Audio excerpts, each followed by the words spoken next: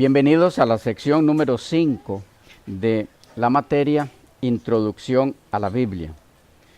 Nos corresponde entrar en el inciso 4. Tal vez para aclararles, cuando empecé a hablarles de que la Biblia puede ser entendida, en la sección anterior, ese era el inciso 3. No se los mencioné como inciso 3, entonces los que están anotando pueden confundirse allí en los incisos. De allí en adelante, ese era el 3.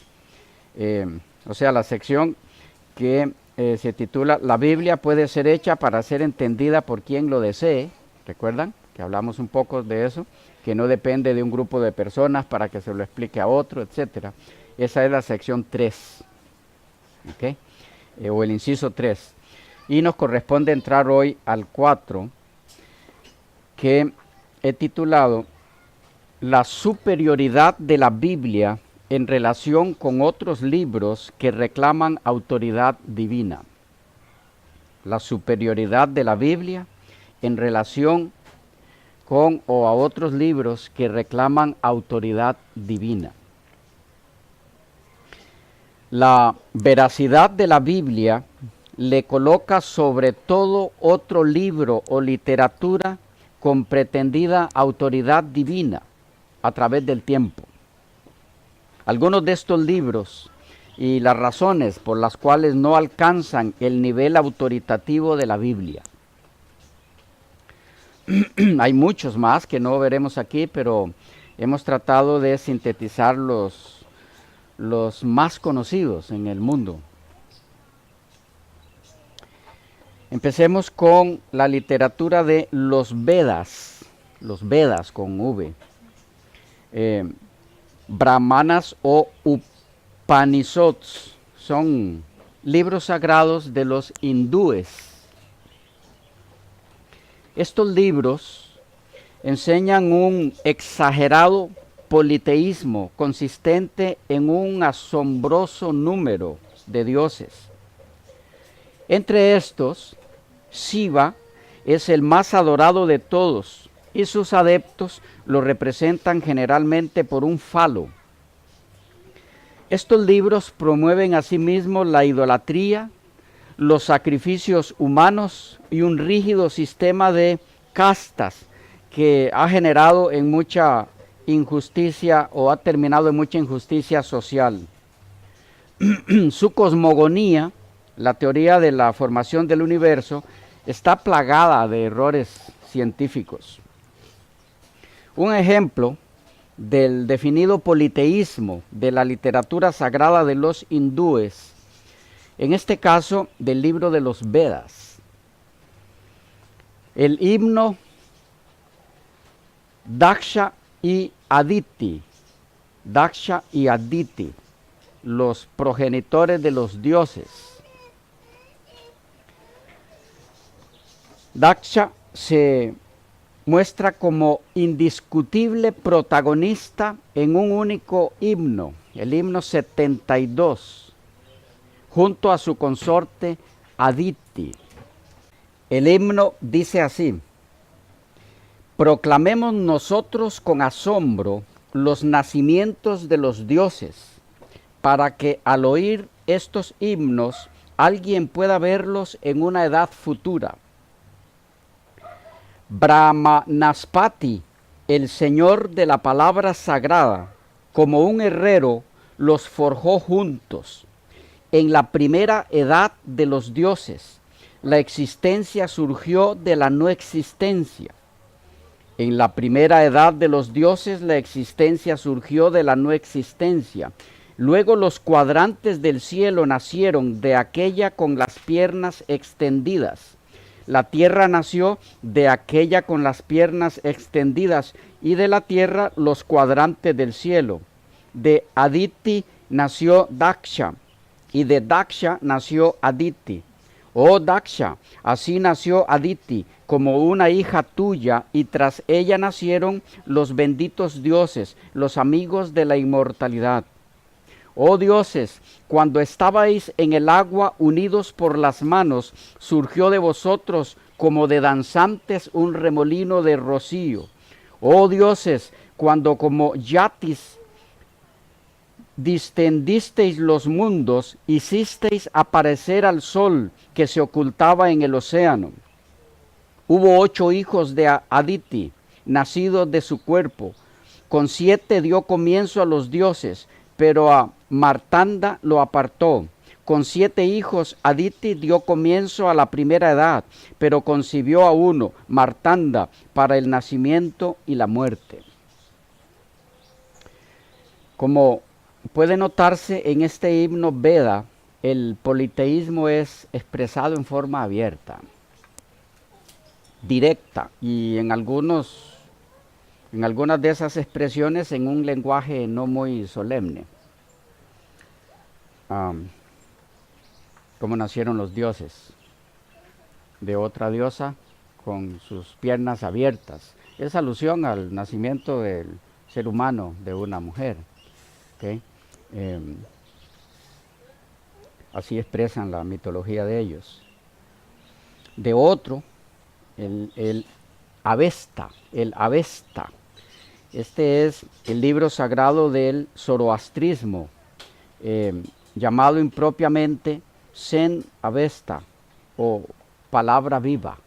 ¿Okay? Estamos siempre todavía en el caso de el libro de los hindúes. A manera de ejemplo, en este libro, el Avesta, en el tercer Fargar, es un tipo de capítulo, dice así: Creador de los seres dotados de cuerpo, oh purificador, ¿cuál es la cosa más agradable a esta tierra? Ahura Mazda respondió: el que un hombre santo marche sobre ella. Oh santo Zarathustra, con la leña del sacrificio en la mano. El Varesma era un manojo de tallos de un árbol, una planta usada por los sacerdotes para sus sacrificios, como para rociar. Dice, Ahura Mazda respondió: el que un hombre santo marche sobre ella, oh santo Zarathustra, con la leña del sacrificio en la mano, el Varesma en la mano, la taza en la mano, el mortero en la mano, pronunciando palabras en todo conformes con la ley, invocando a Mitra, que da la fertilidad, y a Rama Castra. Otra forma de expresar su alabanza, su adoración a otro de sus dioses. Tenemos también los 5 clásicos de Confucio y Mencio. Esta es otra de la literatura que pretende tener origen divino. Bueno, disculpen, en este caso, los clásicos de Confucio hay un poquito de diferencia, aunque se los ha visto como de origen divino algunas personas, ¿okay? Algunas personas. En verdad, Confucio, que su verdadero nombre es Kongsi o Kung Futsu, se traduce por maestro Kong, K-O-N-G. Fue un filósofo chino, nacido en el 551 a.C. y una de las figuras más influyentes de la historia china. Su enseñanza estuvo básicamente centrada en consolidar una ética de comportamiento, tanto en la vida cotidiana del individuo como en su participación en la sociedad y en el gobierno de la misma.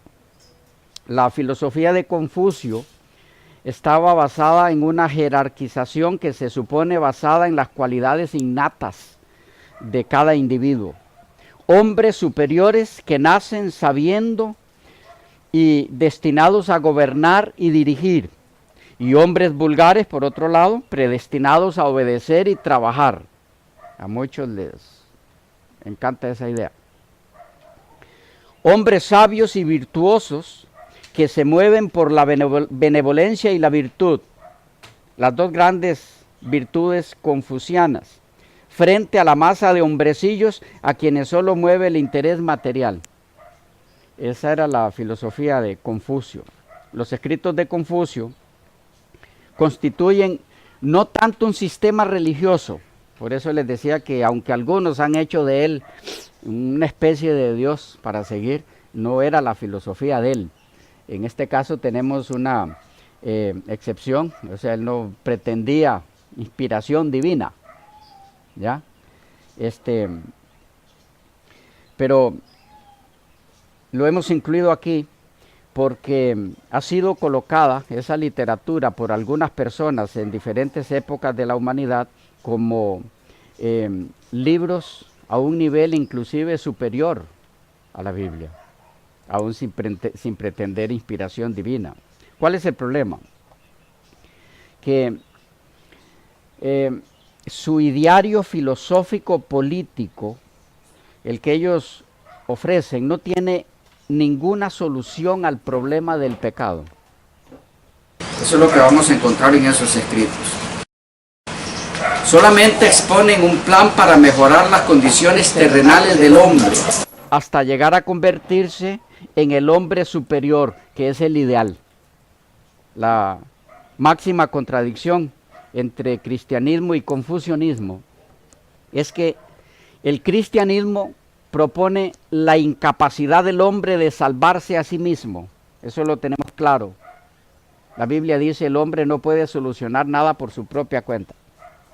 Desde que pecó, está en esa desventaja. Por lo que tiene la desesperante necesidad de un Salvador, que es el único que puede solucionarle sus problemas. Mientras que en el confucianismo se expone una filosofía de autoesfuerzo, no dejando espacio para la necesidad de Dios. ¿Ven dónde está el problema? Aquí el problema no es idolatría. Aquí el problema es, bueno, depende. Aquí el problema es no tomar en cuenta a Dios como necesario para solucionar el problema humano. En un sentido, es idolatría. ¿Ok? El solucionador del problema humano es el mismo hombre. O sea, se coloca al hombre en el lugar de Dios, aunque no se pretenda decirlo así en esa filosofía. Por otro lado, la Biblia enseña que el hombre, cuando se deja por sí solo, es incapaz de realizar ningún bien o algún bien. Solo sabemos hacer el mal por nosotros mismos. Mientras que Confucio enseñó que la naturaleza humana es básicamente buena.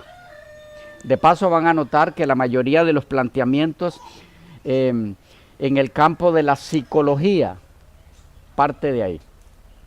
El hombre es bueno y lo que hay que aprender o saber explotar de los niños y demás es lo bueno que hay en ellos. ¿Ok? Pero esta filosofía es contraria a la Biblia.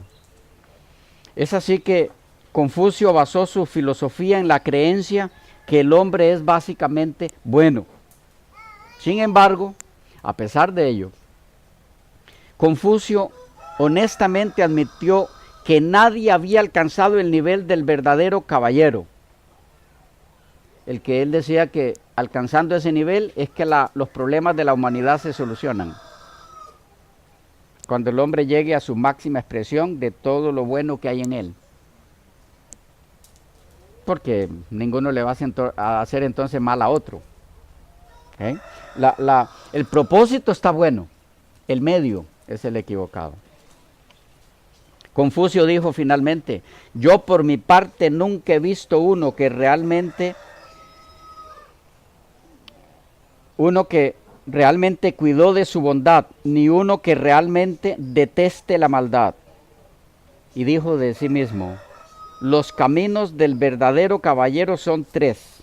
Yo mismo no he tenido éxito en ninguno de ellos. Sincero, el hombre. Sincero. Él reconoció al final, lo que les he propuesto Yo nunca lo he logrado. Interesante. Tenemos otra literatura, la de los Tripitaka, con un K al final. Los Tripitaka.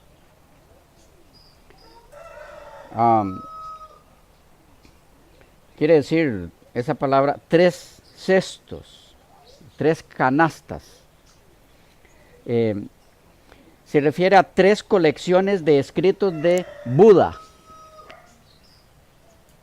Buda vivió a finales de lo que se conoce como el período védico. Esto es cuando se fijó la composición del texto sagrado Rig Veda, creado hacia el 500 a.C.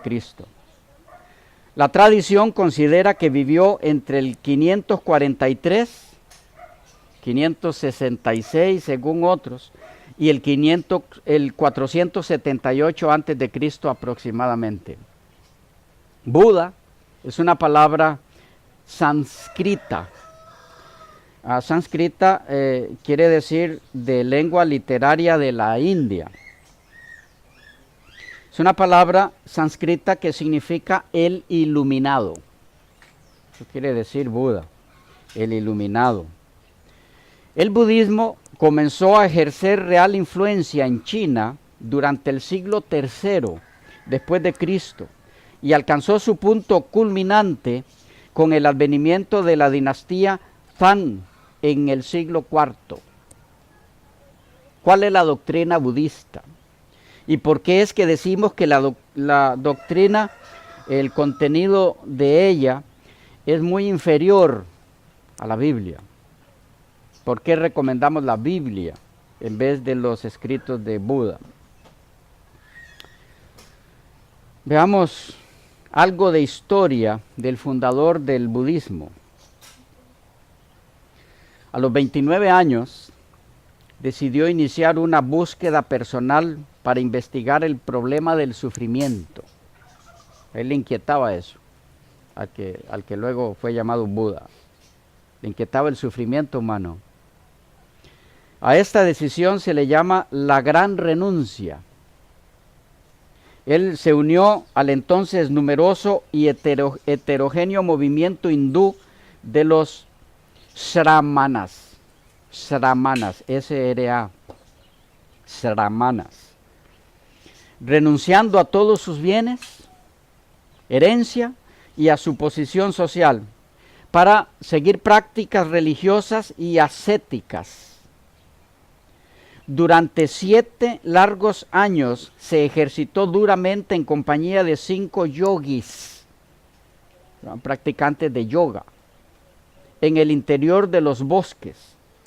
Y pese a los insistentes, a la insistencia de los mensajeros enviados por su padre, él era hijo de un rey, de paso, la forma en la que había nacido Veda fue interesante. A su esposa le fue anunciado un sueño, a la esposa del rey, la mamá de Buda, donde el nacimiento de su hijo sería un milagro divino, debido a que tanto el rey como la reina llevaban una vida célibe por mutuo acuerdo. En el sueño, un pequeño elefante blanco le atraviesa suavemente por el costado del vientre para alojarse dentro de ella. 9 días después nacería el niño, dotado de una excepcional inteligencia desde la más temprana edad. Volviendo al caso de su retiro al bosque, jamás volvió al palacio. Y un día decidió que se sentaría bajo una higuera en total absorción meditativa hasta alcanzar la comprensión plena y la solución al problema del sufrimiento, el problema de la existencia humana en sufrimiento. Estuvo allí sentado, inmóvil, varios días, hasta que una mañana alcanzó el despertar espiritual completo, la iluminación o Bedi, y comprendió que la solución final era extirpar para siempre el deseo. En esa iluminación que él recibe, se le indicó la solución al problema del sufrimiento es extirpar para siempre el deseo, pues en él se hallaba la raíz de todo dolor. Esta extinción de todos los deseos se llama nirvana. Nirvana. Y representa un estado completo donde se ha dado total fin al yo en lo absoluto. Desde entonces, a Siddhartha, como se llamaba él, se le conoce como Buda, que significa literalmente el despierto o el iluminado. La doctrina de Buda se basa en 4 pilares fundamentales conocidos como las 4 nobles verdades, que son las 4 afirmaciones básicas que caracterizan el problema del sufrimiento, más 8 preceptos que responden a este problema y que constituyen una filosofía de vida resumida en el denominado noble óctuple sendero. Noble óctuple sendero. Dice así la primera sección de las 4 verdades básicas. 1. El sufrimiento existe y es inevitable. Esto se debe a que todo es transitorio, nada perdura en el universo. Vayan mirando la filosofía. No hay nada perdurable, nada, en lo absoluto. 2. El origen del sufrimiento es el deseo. Este deseo se manifiesta en una constante sed de existencia y sed de placer. 3. El sufrimiento puede ser extinguido cortando el deseo. Esto cuando se llega al nivel de nirvana. Es al que llegó él en esa concentración que duró varios días. 4. Para extinguir el sufrimiento debemos seguir el noble óctuple sendero. Óctuple porque son 8 puntos. ¿Cuáles son? 1. Recta concentración. 2. Recta atención. 3. Recto esfuerzo. 4. Rectas palabras. 5. Recta acción. 6. Rectos medios de vida. 7. Recta conciencia. 8. Recta comprensión. ¿Hay algo de malo en eso? No.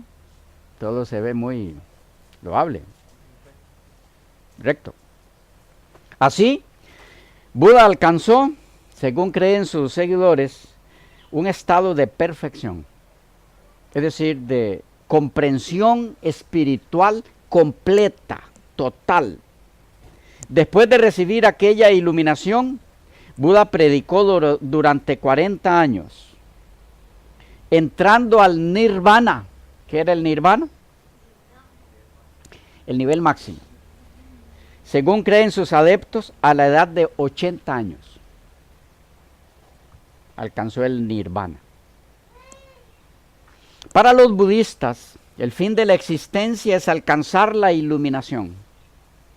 O sea, el propósito, fin en sentido de propósito, es alcanzar la iluminación, que es entendida como un estado supremo de conciencia en el que el individuo ya no se identifica más con las limitaciones del ego, superando todos los deseos de placer, con lo cual ya no se genera más karma. Va a encontrar mucho ese término en su literatura. No hay más deseos, permitiéndole a la conciencia restringirse a la totalidad continua indiferenciada del nirvana, el nivel de lo absoluto. Cesa así la reencarnación y el sufrimiento de nacer, envejecer, enfermar y volver a morir.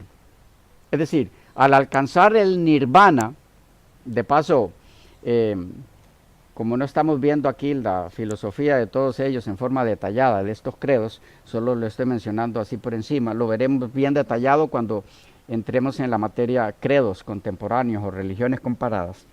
Pero en esta filosofía, para alcanzar el nirvana, en esa concentración hay que llegar a niveles donde prácticamente usted desaparece de este ambiente y entonces se dan lo que es las reencarnaciones. ¿Ok? Se cree en la reencarnación y la reencarnación se va dando y usted muere en un tipo de vida y vuelve a nacer en otro tipo de vida, sea humana o animal, lo que sea, y entonces vuelve a morir. Todo eso es parte de ese sufrimiento que Buda quería entender por qué se da. Entonces, cuando ya se llega al nivel de nirvana, ya se acaban también las reencarnaciones. Ya no es necesario, ya se alcanzó el nivel máximo. La práctica base de todo el budismo es la meditación, que a diferencia de lo que entendemos en Occidente con esa palabra, en la India se refiere a la aniquilación completa de todo pensamiento. O sea, cuando nosotros nos expresamos y decimos medite en eso, no estamos refiriéndonos a lo mismo, a lo que ellos se refieren cuando dicen meditar. La meditación de ellos es aniquilación completa de todo pensamiento, la absorción plena de la mente en el vacío, o yunyata, o sunyata, lo llaman ellos.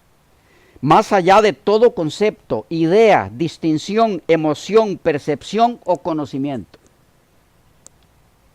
En este estado de vacío total de la mente, el deseo se apaga y con el tiempo acontece la iluminación. Así en síntesis. Podemos captar por qué la enseñanza bíblica es muy superior a la enseñanza de la literatura budista. Se nos fue el tiempo. Quedamos por aquí. Continuamos en la próxima.